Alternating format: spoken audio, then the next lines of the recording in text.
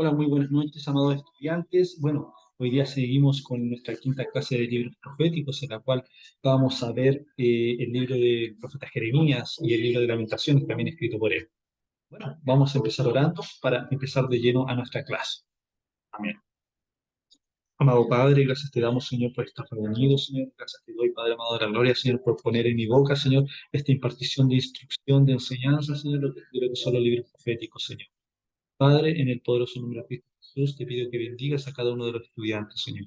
Le ponga, Señor, ese anhelo, Señor, inquietud por aprender más de ti, Señor, por llevar estas palabras, Señor, para enseñar a los demás, Señor, para aprenderlo, Señor, y también, Señor, saber, Señor, en qué tiempo estamos pasando, Señor, y para qué, Señor, fue escrito este libro. Padre, dale la sabiduría y el entendimiento, Señor, a cada uno, Señor.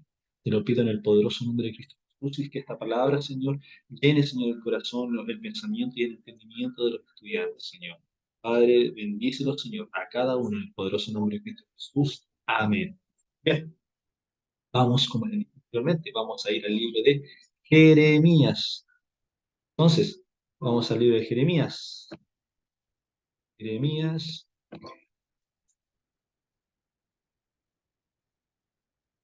Jeremías, ¿cómo dice? Enviado. Bien, como subtítulo, enviado. El origen y la fecha, ¿cierto?, de este libro deriva del versículo 1:1, las palabras de Jeremías, ¿cierto? Ese es el origen, o sea, de las palabras del mismo profeta Jeremías, ¿cierto? En la cual relata más de su propia vida que cualquier otro profeta, contando su ministerio, las reacciones de lo que producen sus palabras y sus sentimientos personales. ¿Por qué relata mucho? Porque recordemos de que el Señor, ¿cierto?, le puso palabra en su boca para ir a entregar un mensaje que no fue menor. Y él vivió muchas situaciones, él vivió también el pre, ¿cierto?, cautiverio, el cautiverio y post, y parte del post cautiverio. Su ministerio cubrió 5 décadas, desde el año 13 del rey de Judá, Josías, 627 a.C., posteriormente hasta la caída de Jerusalén en manos del imperio babilónico, en 586 a.C. La fecha, ¿cierto? 627 a.C. hasta aproximadamente 580 a.C. O sea, se movió del pre-cautiverio y cautiverio. Los destinatarios, Judá y Jerusalén, especialmente, pero también las naciones que rodeaban Judá. Pero primeramente, cuando decimos Judá y Jerusalén, ¿qué reino significa? En el reino del sur, ¿cierto? Y también las naciones que estaban poblando ahí en el entorno. Como autor, Jeremías sirvió como sacerdote y profeta. Fue el hijo de un sacerdote llamado Hilcías, no el sumo sacerdote de Segunda de Reyes 28, quien descubrió el libro de la ley. No, ese no. Eh, Él era de una pequeña villa de Anatot, llamada hoy en día Anata. Hoy en día se llama Anata, de ahí era el profeta Jeremías, ¿cierto? Que en esos tiempos esa ciudad Anata se llama Anatot. El profeta Jeremías fue asistido por Baruch, quien era su escriba y copiaba lo que el profeta Jeremías dictaba. Recuerdan que desde el principio del Antiguo Testamento era muy, yo les hablaba que era muy normal que una persona dijera, este es mi libro, pero hablaba en tercera persona. ¿Por qué? Porque había un escriba anotando, ¿cierto? No era perfecta, no era solamente una persona anotando, sino que el escriba anotaba por uno. Entonces, por eso o sea, se leía y se daba a entender como en tercera persona. Jeremías ha sido conocido como el profeta que lloraba. Véanlo en el capítulo 9:1. Ben dice, oh, si mi cabeza se hiciese aguas y mis ojos fuentes de lágrimas para que llore día y noche los muertos de la hija de mi pueblo. Ahora veamos el 13:17. 13:17 dice, mas si no oyereis esto, en secreto llorará mi alma a causa de vuestra soberbia, y llorando amargamente se desharán mis ojos en lágrimas, porque el rebaño de Jehová fue hecho cautivo. 14:17. Creo que es el 14:17. Les diré, pues, esta palabra: derramen mis ojos lágrimas noche y día, no cesen, porque de gran quebrantamiento es quebrantada la Virgen hija de mi pueblo, de plaga muy dolorosa. Entonces, ¿por qué Jeremías es conocido como el profeta que lloraba? Ya que vivió una vida de conflicto debido a sus predicciones de juicio por parte del imperio babilónico. Jeremías tenía mucha pena por lo que está sucediendo al pueblo. Es como hoy en día cuando nosotros vemos esa impotencia, cuando personas no están haciendo la voluntad de Dios y está todo al revés, están haciendo todo lo malo y a lo malo le están diciendo bueno. Imagínense en esos tiempos, ya que el profeta Jeremías, capítulo 1, versículo 8. Imagínense, capítulo 7 dice, y me dijo Jehová, dice Jeremías, no digas soy un niño, porque a todo lo que te envié irás tú, a todo lo que te envíe irás tú, y dirás todo lo que te mande. No temas delante de ellos, porque contigo estoy para librarte, dice Jehová. Y extendió Jehová su mano y tocó mi boca, y me dijo Jehová, he aquí, he puesto mis palabras en tu boca. Mira que te he puesto en este día sobre naciones y sobre reinos, para arrancar y para destruir, para arruinar y para derribar, para edificar y para plantar. Entonces, una poderosa palabra que da el Señor a Jeremías, es poderosa, eh, una poderosa tarea, hermosa pero poderosa. Ojo, que el Señor iba a poner palabra en su boca para destruir, ¿cierto? Para destruir y para arruinar, para derribar y para edificar, para plantar, para sobre reinos. Entonces él tenía una tarea muy, él tenía una tarea muy dura, tenía una tarea muy dura. Entonces, por eso el profeta Jeremías tenía ese dolor, ¿cierto? Por eso el profeta Jeremías tenía ese dolor en su corazón, porque la tarea era muy dura y veía que el pueblo estaba haciendo todo lo contrario, y sabía que iba a llegar una corrección para el pueblo. El profeta Jeremías fue amenazado, juzgado por su vida, colocado en un cepo, forzado a huir de Joacín, públicamente humillado por un falso profeta y arrojado a una cisterna. Entonces, todo lo que sucedió, pero él estaba confiado. ¿Por qué? Porque Jehová, ¿qué es lo que le dijo? Eh, no temas delante de ellos, porque contigo estoy para librarte, dice Jehová. Entonces, Jehová también sabía, Dios sabía que le encomendaba una tarea muy dura, muy grande, muy importante, pero sabía que Jeremías la podía llevar a cabo. Sin embargo, también sabía que Jeremías iba a pasar, ¿cierto?, por algunas situaciones, pero él iba a librar, ¿cierto?, a Jeremías de todo esto. Como autor, ¿cierto?, el profeta Jeremías fue forzado a ir con un remanente que huía de Judá a Egipto. Eh, entonces, él vivió muchas situaciones, imagínense, vivir en su pueblo, huir, ¿cierto? Después estar en el cautiverio. Entonces, por eso él vivió todo eso y lloraba por su pueblo, se sentía, porque Jehová le encomendó una tarea, él la hizo, pero a lo mejor Jeremías pensó que el pueblo le iba a hacer caso, pero el pueblo no hacía caso. eh, Posiblemente estuvo ministrando en el año 570 a.C., ¿cierto? Como dice el capítulo 44:30. ¿Y lo que dice el 44:30?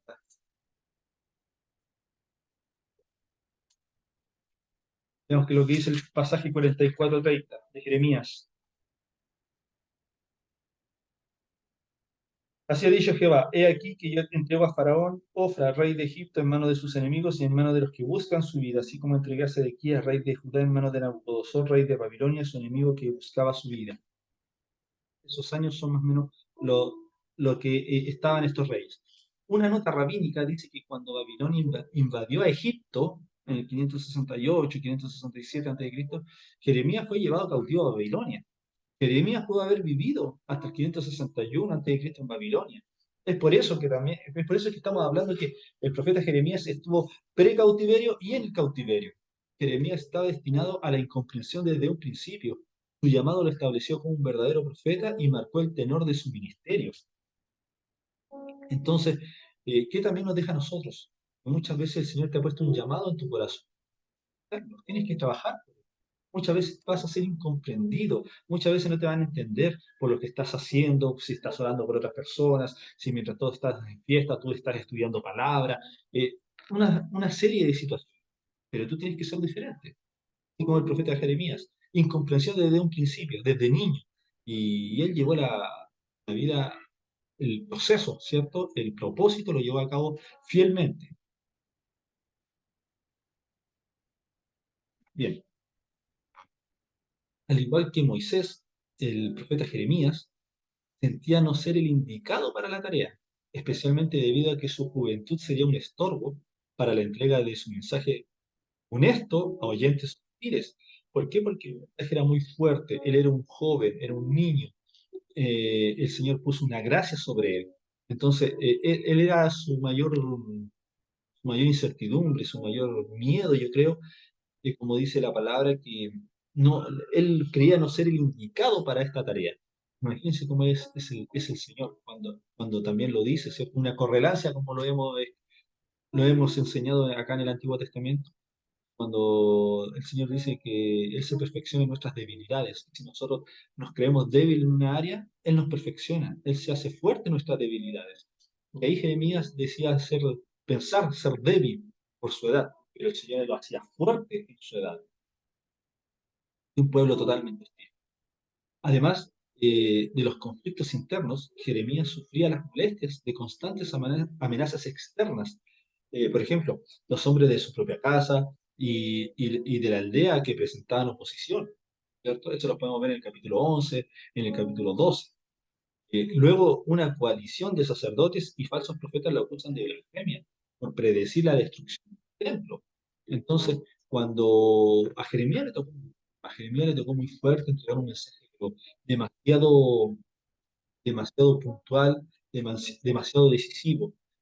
Ahora asumemos que Jeremías era un joven, ¿cierto? Era joven, vivió en todos los ámbitos, vivió antes del cautiverio y en el cautiverio. Entonces, por eso Jeremías se le dice que el profeta que lloraba, porque como lo dije anteriormente, sufría por su pueblo, aparte que el Señor le había dado un propósito. Creo que también él pensaba que había fallado en el propósito, porque no le hicieron caso. Y producto de ello vino el cautiverio.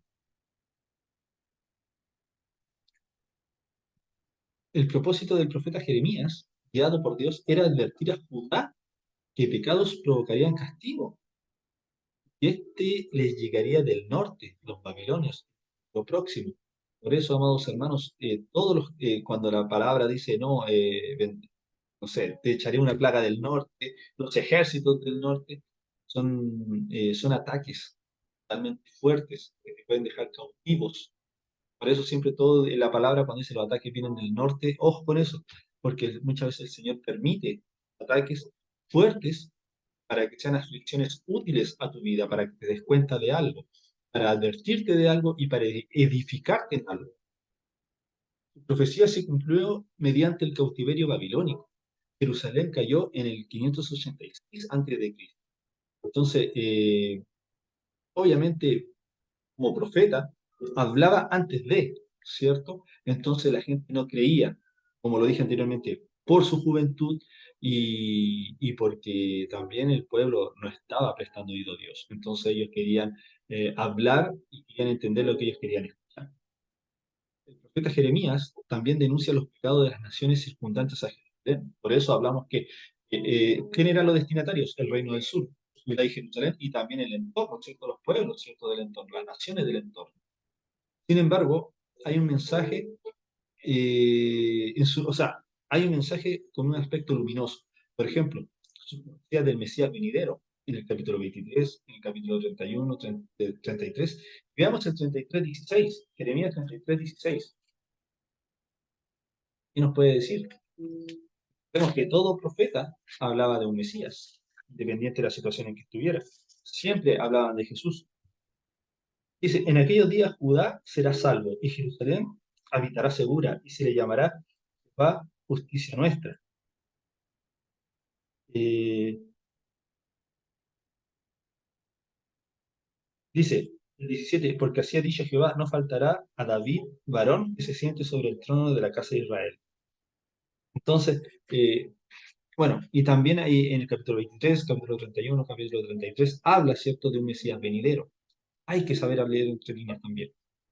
Estimadamente, al iniciarse el ministerio del profeta Jeremías, el buen rey Josías implantó sus famosas reformas en el año 621 a.C. Eh, Cuando el templo fue reparado y abolido de los ídolos, esto alentó a las personas de buenas intenciones como Jeremías. Pero este sabía que la reforma superficial no bastaba, que el corazón mismo del hombre tenía que cambiar. Así, el rey Josías hizo una reforma, ¿cierto? Eh, Quería hacerlo todo bajo la voluntad de Dios, pero como dice acá, era una reforma superficial. ¿Por qué? Porque era letras. El profeta Jeremías, o sea, el rey Josías lo hizo con un corazón muy bueno, ¿cierto? Pero ¿qué le faltaba al pueblo? Un corazón que tenía que cambiar, un corazón que necesitaba ser transformado. El rey Josías hizo lo bueno, hizo lo perfecto, hizo lo que tenía que hacer, pero también necesitaba que el pueblo pusiera de su parte, y el pueblo no ponía de su parte. El arrepentimiento se convirtió en uno de los grandes clamores. La idolatría tenía que ser sustituida por la religión revelada. Había que conocer a Dios como el Dios del pacto. En el pueblo de Israel, en el reino del sur, todavía había mucha idolatría, había maldad, inmoralidad, de todo tipo. Dios castigaría a Judá e Israel por sus pecados de toda índole. Eso vamos a ver, ¿cierto? Dice, pero vendrá de Jeremías en que la verdad prevalecerá y el pacto será respetado nuevamente. Profecía mesiánica.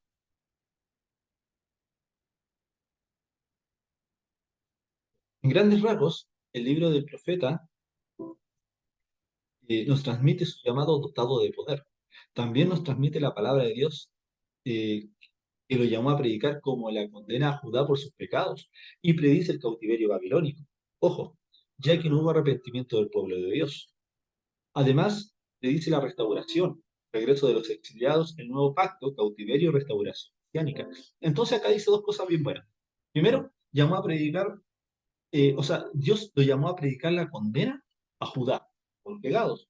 Entonces le dijo, si ustedes no se arrepienten, van a ser cautivos. Le dijo un cautiverio babilónico, la gente no le creía. ¿Y por qué? Porque siguió haciendo lo malo y no hubo arrepentimiento de corazón del pueblo de Dios. Y también predijo también el profeta Jeremías el regreso de los exiliados, el nuevo pacto, el cautiverio, la restauración mesiánica. Profetizó mucho, pero el pueblo de Dios, algunos que volvieron del exilio, podían haber transformado su corazón, no todos. Predice el castigo. Cabe señalar que también se profetiza contra las naciones. El profeta Jeremías resume el cautiverio de Judá. Hay que señalar que las cualidades literarias que usó el profeta Jeremías, ningún otro profeta en el Antiguo Testamento se caracterizó por tan amplia variedad. Además de las cualidades literarias, también exhibió gran habilidad artística. La poesía del profeta Jeremías es una extraordinaria unión de forma y contenido. Alcanza poder teniendo en cuenta lo que se le había encomendado anunciar. Sus mensajes de juicio, esperanza, sus pedidos de arrepentimiento, sus confesiones de lucha personal, es difícil pensar que se podría haber hecho de mejor manera. O sea, lo hizo perfectamente Jeremías, pero aún así, el pueblo no cambiaba su parecer.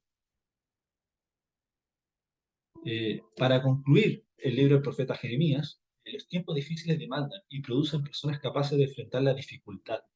El periodo que le tocó vivir a Jeremías es el más importante en la extensa historia de Judá, ¿cierto? A lo largo de 4 décadas turbulentas, Jeremías comunicó la palabra de Dios al rey, al laico por igual, con gran costo personal. Jeremías poseía gran habilidad para expresar su mensaje. Demostró no solo que debía decir un profeta, sino lo que debía hacer. Entonces, creo que profetizaba, ¿cierto? El profeta Jeremías, la última hora de Judá. ¿Por qué? Porque sabía que no se iban a arrepentir, iba a venir un cautiverio, pero también a través del cautiverio iban a venir el regreso de los exiliados, una profecía mesiánica. Entonces, eh, el libro, ¿cierto? Como tema, tiene como una declaración de ciertos juicios de Dios contra Judá, ¿cierto? Jerusalén, el reino del sur. Dios promete establecer un nuevo pacto con su pueblo, cuando en el regreso del cautiverio y además en las profecías mesiánicas. Ese fue el libro de Jeremías, amados hermanos. Eh, Ahora vamos al libro de Lamentaciones. Libro de Lamentaciones.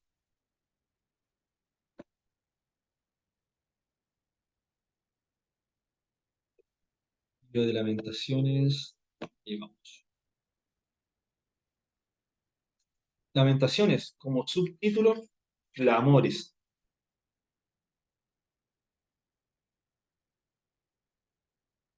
Clamores.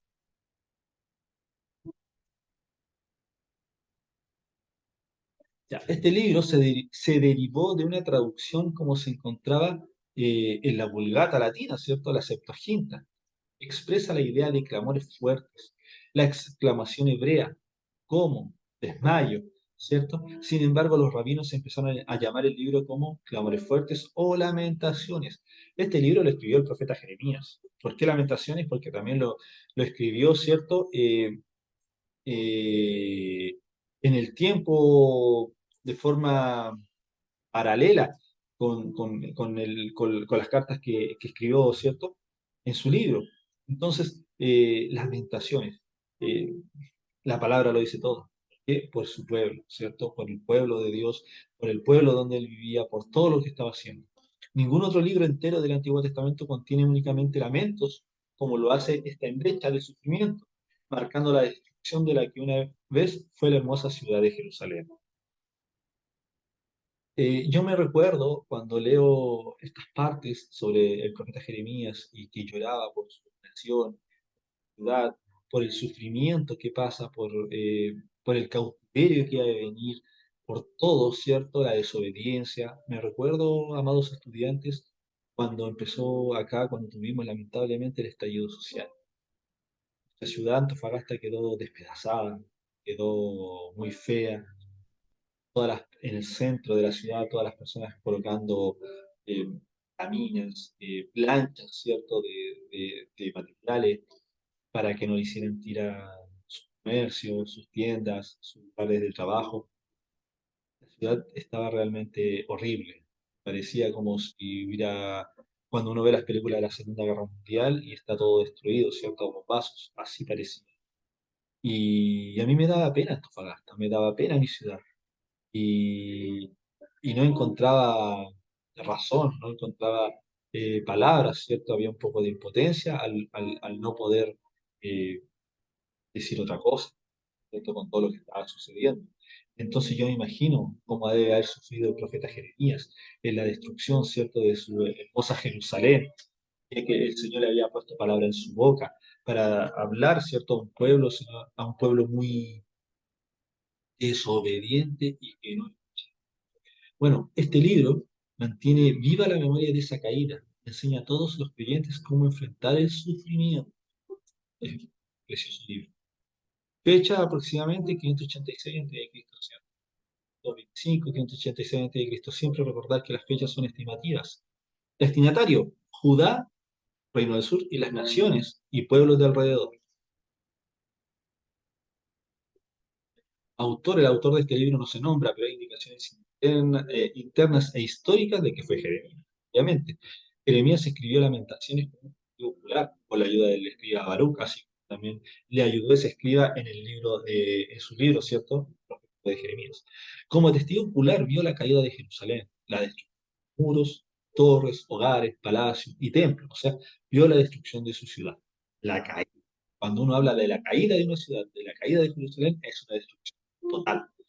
Es probable que el profeta Jeremías escribía cada acontecimiento, permaneció dolorosamente fresco en su memoria. Eso le dolió mucho. El lenguaje usado en este libro es un estilo poético. Por eso anteriormente se dijo que el estilo literario de Jeremías era muy completo.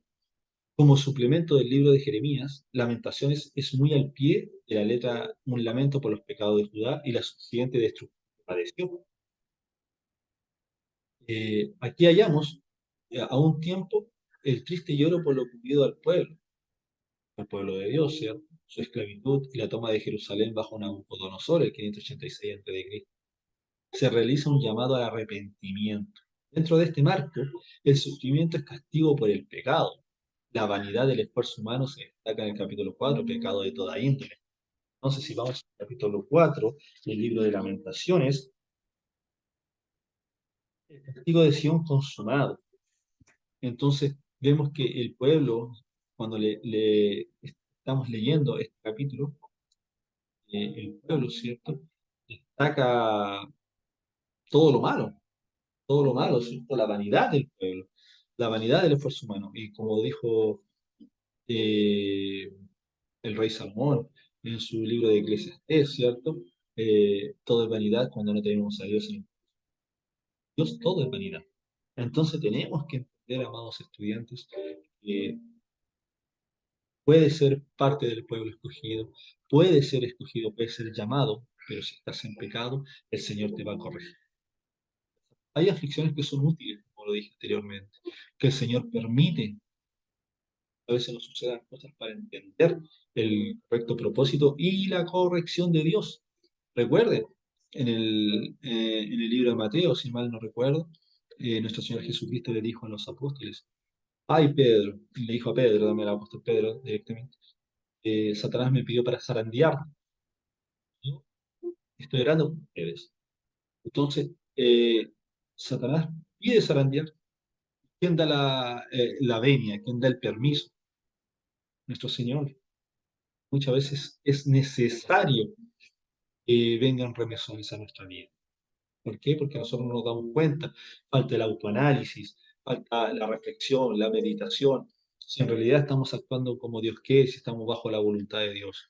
Entonces tenemos que entender esa parte, tenemos que ir a la meditación y a la reflexión, al autoanálisis diario. Tenemos que no ser sabios en nuestra propia opinión, tenemos que caminar con humildad, tenemos que siempre escuchar el mensaje del Señor para nuestra vida. Entonces, eso vamos a hacer la diferencia. Todo hijo de Dios es diferente, pero cuando no nos preocupamos de eso, en realidad empiezan, ¿cierto? Las caídas, empiezan los resbalones, empiezan todo tipo de circunstancias.